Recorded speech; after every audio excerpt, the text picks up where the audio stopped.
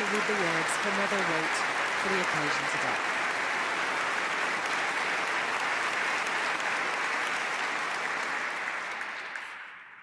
Your Majesties, Your Royal Highnesses, distinguished members of the Norwegian Nobel Committee, citizens of the world, my dear Venezuelans. First, I want to express our infinite gratitude from my family, from an entire country, to the Norwegian Nobel Committee. Thanks to you, the struggle of an entire people for truth, for freedom, for democracy and peace is today recognized around the world.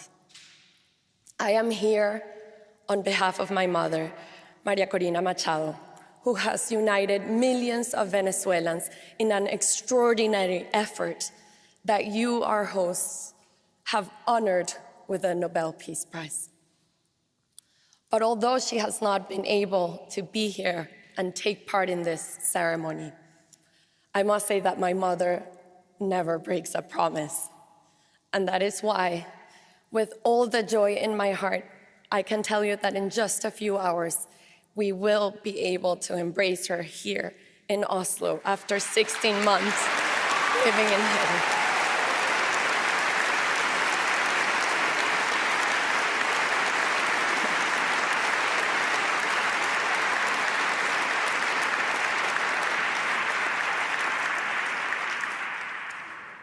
And as I await that moment to hug her, to kiss her, to embrace her after 2 years, I think of the other daughters and sons who do not get to see their mothers today. This is what drives her, what drives all of us. She wants to live in a free Venezuela, and she will never give up on that purpose. That is why we all know, and I know, that she will be back in Venezuela very soon. In the meantime, at this moment, I face the difficult task of giving voice to her words. The speech she prepared for this occasion. This is her speech. I have come here to tell you a story. The story of a people and their long march toward freedom. This march brings me here today as one voice amongst millions of Venezuelans who rose once again to reclaim the destiny that was always theirs. Venezuela was born of audacity, shaped by peoples and cultures intertwined. From Spain, we inherited a language, a culture, and a faith that merged with ancestral indigenous and African roots. In 1811, we wrote the first constitution in the Spanish-speaking world, one of the earliest republican constitutions on earth, affirming the radical idea that every human being carries a sovereign dignity. This constitution enshrined citizenship, individual rights, religious liberty, and separation of powers. Our ancestors carried liberty on their backs. They crossed an entire continent from the banks of the Orinoco to the heights of the Potosí to help give rise to societies of free and equal citizens, out of the conviction that freedom is never whole unless it is shared. From the beginning, we believed something simple and immense, that all human beings are born to be free. That conviction became our national soul. In the 20th century, the earth opened. In 1922, the Reventón in La Rosa erupted for 9 days, a fountain of oil and possibility. In peace, we turned that sudden wealth into an engine for knowledge and imagination. Through the ingenuity of our scientists, we eradicated disease. We built universities of global prestige, museums and concert halls, sent thousands of Venezuelans abroad through scholarships, trusting that free minds would return as transformation. Our cities glowed with the kinetic art of Cruz Diez and Soto. We forged steel, aluminum, and hydropower, proof that Venezuela could build anything it dared to envision. But Venezuela also became a refuge. We opened our arms to migrants and exiles from every corner of the world. Spaniards fleeing civil war, Italians and Portuguese escaping poverty and dictatorship, Jews after the Holocaust, Chileans, Argentinians, and Uruguayans escaping military regimes, Cubans escaping communism, and families from Colombia, Lebanon, and Syria seeking peace. We gave them homes, schools, and safety, and they became Venezuelans. This is Venezuela. We built a democracy that became the most stable in Latin America, and freedom unfolded as a creative force. But even the strongest democracy weakens when its citizens forget that freedom is not something we wait for, but something we become. It is a deliberate personal choice, and the sum of those choices forms the civic ethos that must be renewed every day. The concentration of oil revenues in the state created perverse incentives. It gave the government immense power over society, which turned into privilege and corruption. My generation was born in a vibrant democracy, and we took it for granted. We assumed freedom was as permanent as the air we breathed. We cherished our rights, but we forgot our duties. I was raised by a father whose life's work, building, creating, serving, taught me that loving a country meant assuming responsibility for its future.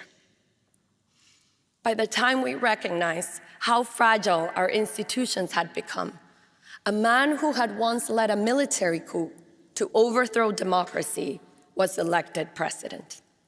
Many thought charisma could substitute the rule of law. From 1991 onward, the regime dismantled our democracy, violating the Constitution, falsifying our history, corrupting the military, purging independent judges, censoring the press, manipulating elections, persecuting dissent, and ravaging our extraordinary biodiversity. Oil wealth was not used to uplift, but to bind. Washing machines and refrigerators were handed out on national television to families living on dirt floors, not as progress, but as spectacle. Apartments meant for social housing were handed to a select few with a condition for unquestionable obedience. And then came the ruin, obscene corruption, historic looting. During the regime's rule, Venezuela received more oil revenue than in the previous century combined, and it was all stolen. Oil money became a tool to purchase loyalty abroad, while at home, criminal and international terrorist groups fused themselves to the state. The economy collapsed by more than 80%. Poverty surpassed 86%. Today, 9 million Venezuelans have been forced to flee. These are not statistics, they're open wounds. Meanwhile, something deeper and more corrosive took place.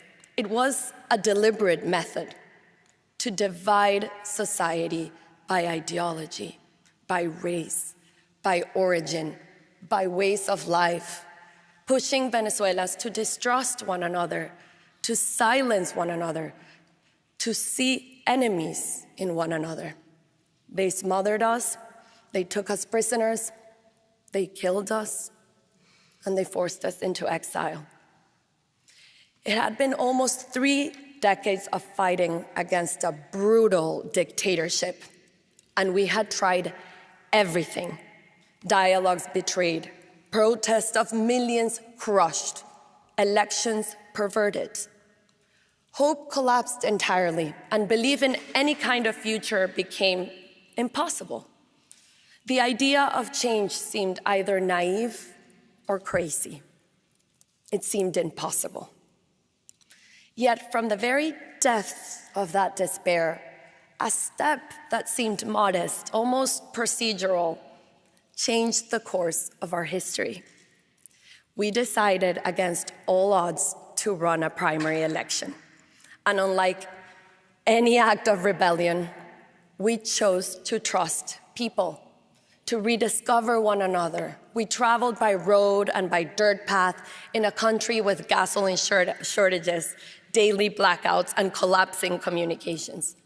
Forbidding from advertising, without money or media willing to speak our names, we crossed it only with our conviction. Word of mouth was our network of hope. And it spread faster than any campaign, because our desire for freedom was very much alive within us, and it had never died. The forced migration that was meant to fracture us instead united us around one sacred purpose: to reunite our families in our land. Grandparents confided in me their greatest fear, dying before meeting their grandchildren abroad. Little girls with voices too small for such sorrow begged me to bring back their mothers and siblings scattered across the continent. Our pain fused into one heartbeat.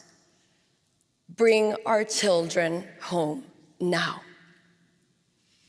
In May 2023, during a rally in the town of Nirgua, a teacher named Carmen came up to me.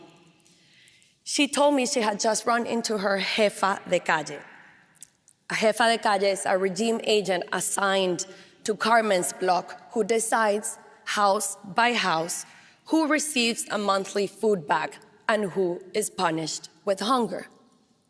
Shocked to see this woman there in that rally, Carmen asked her, "Why are you here?" And the jefa de calle replied, "My only son, who fled to Peru, asked me to be here today. He told me that if María Corina wins, he will return home.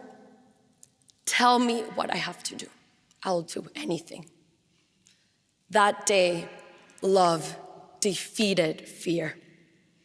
2 weeks later, we reached Delicias, a tiny village swallowed by Colombian guerrillas and drug traffickers, where not even a chicken can be sold without their permission. No candidate had gone there since 1978. And as the team climbed the mountain, I saw Venezuelan flags waving from every humble home.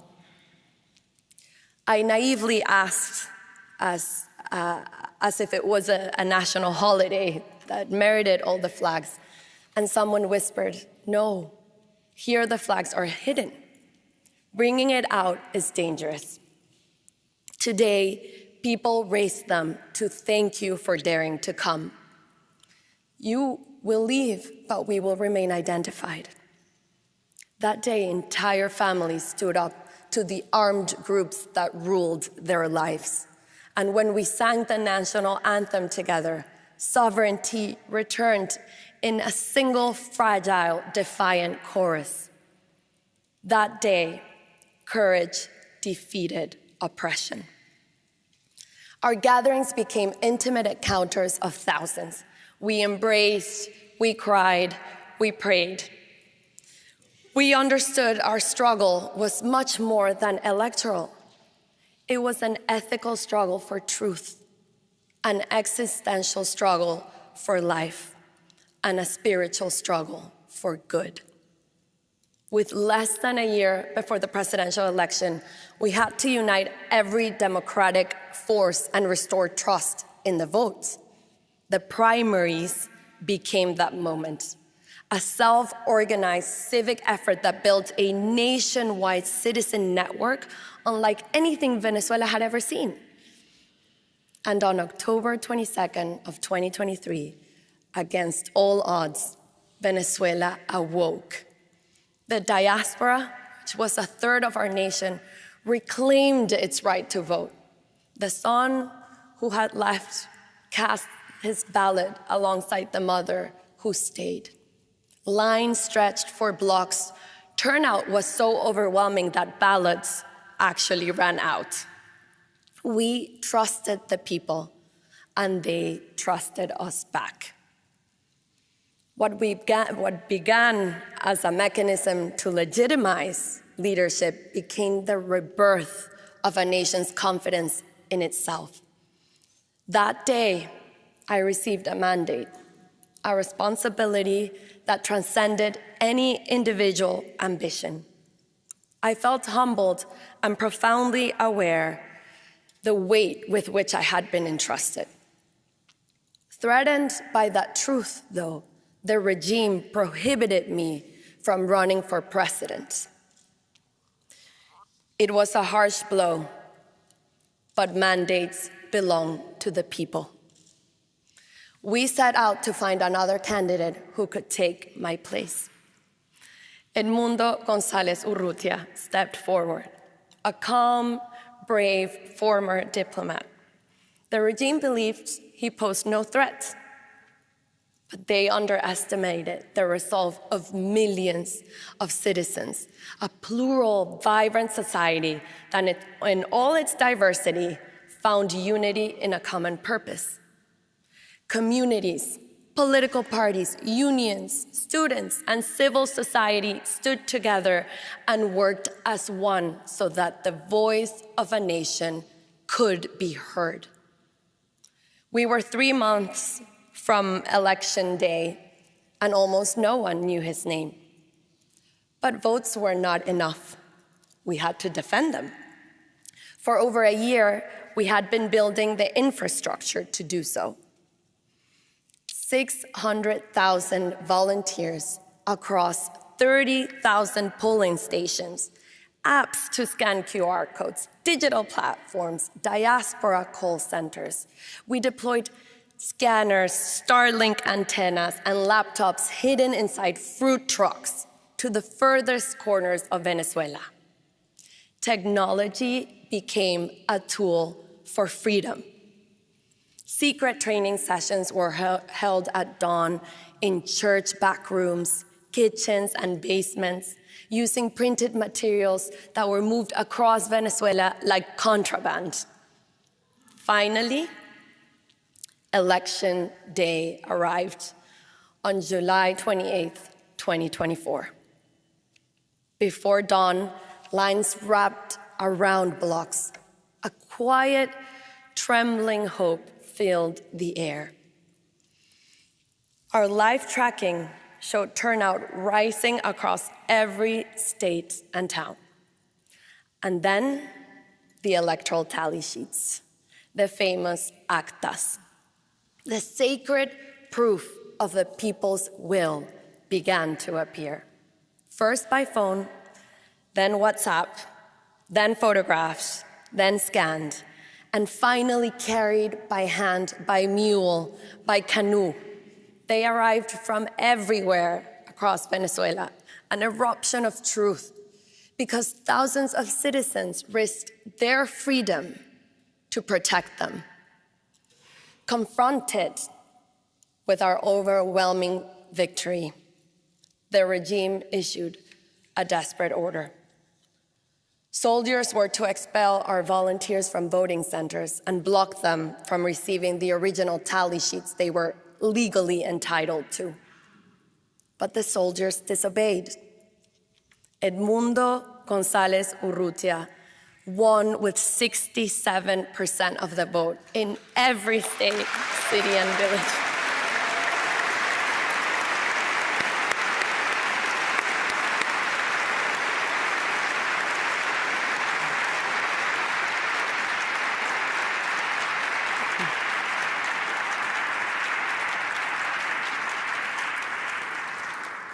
In every state, city, and village, every single tally sheet told the same story.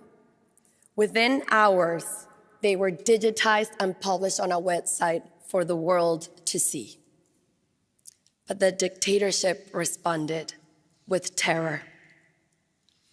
2,500 people kidnapped, disappeared, tortured, homes marked, entire families taken as hostages, priests, teachers, nurses, students, anyone who dared share a tally sheet was hunted down.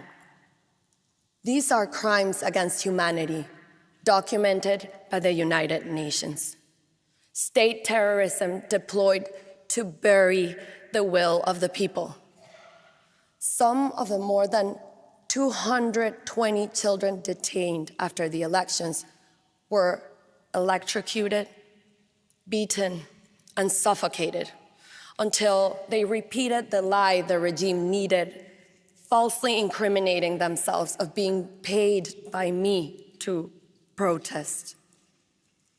Women and girls in prison are right now being forced into sexual slavery, made to endure abuse in exchange for a family visit, a meal, or the chance to take a bath. And yet, the Venezuelan people did not surrender. During the past 16 months in clandestinity, we have built new networks of civic pressure and disciplined disobedience, preparing for Venezuela's orderly transition to democracy. That is how we reach this day, a day carrying the echo of millions who stand at the threshold of freedom. This prize carries profound meaning. It reminds the world that democracy is essential to peace. And more than anything, what we Venezuelans can offer the world is the lesson forged through this long and difficult journey, that to have democracy, we must be willing to fight for freedom. And freedom is a choice that must be renewed every day, measured by our willingness and our courage to defend it. For this reason, the cause of Venezuela transcends our borders. A people who choose freedom to contribute not only to themselves, but to humanity. We attain freedom only when we refuse to turn our backs on ourselves, when we confront the truth directly, no matter how painful, when love for what truly matters in life gives us the strength to persevere and to prevail. Only through that inner alignment, that vital integrity, do we rise to meet our destiny. Only then do we become who we truly are, able to live a life worthy of being lived. Along this march to freedom, we gain profound certainties of the soul, truths that have given our lives a deeper meaning and prepared us to build a great future in peace. Therefore, peace is ultimately an act of love. This love has already set our future in motion. Venezuela will breathe again. We will open prison doors and watch thousands who were unjustly detained step into the warm sun, embraced at last by those who never stopped fighting for them. We will see grandmothers settle children on their laps to tell them stories not of distant forefathers, but of their own parents' courage. We will see our students debate ideas passionately and without fear, their voices rising freely at last. We will hug again, fall in love again, hear our streets fill with laughter and music again, and all the simple joys in the world that we have taken for granted will be ours. My dear Venezuelans, the world has marveled at what we have achieved. And soon it will witness one of the most moving sights of our time, our loved ones coming home. And I will stand again on the Simón Bolívar Bridge where I once cried the thousands who were leaving and welcome them back into the luminous life that awaits us. Because in the end, our journey towards freedom has always lived inside us. We are returning to ourselves. We are returning home. Allow me to honor the heroes of this journey. Our political prisoners, the persecuted, their families, and all who defend human rights.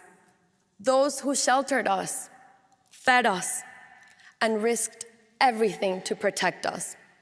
The journalists who refused silence, the artists who carried our voice, my exceptional team, my mentors, my fellow political and social activists, the leaders around the world who joined us and defended our cause. My 3 children, my adored father, my mother, my 3 sisters, my brave and loving husband, who've all supported me throughout my life.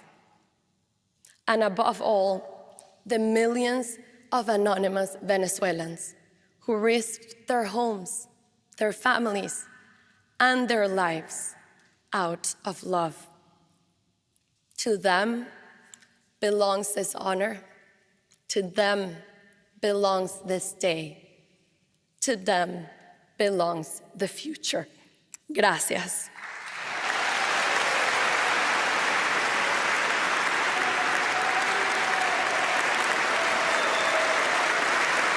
A standing ovation and thunderous applause from the assembled guests here in Oslo City Hall. After today's Nobel lecture delivered by María Corina Machado on behalf of her mother, María Corina Machado.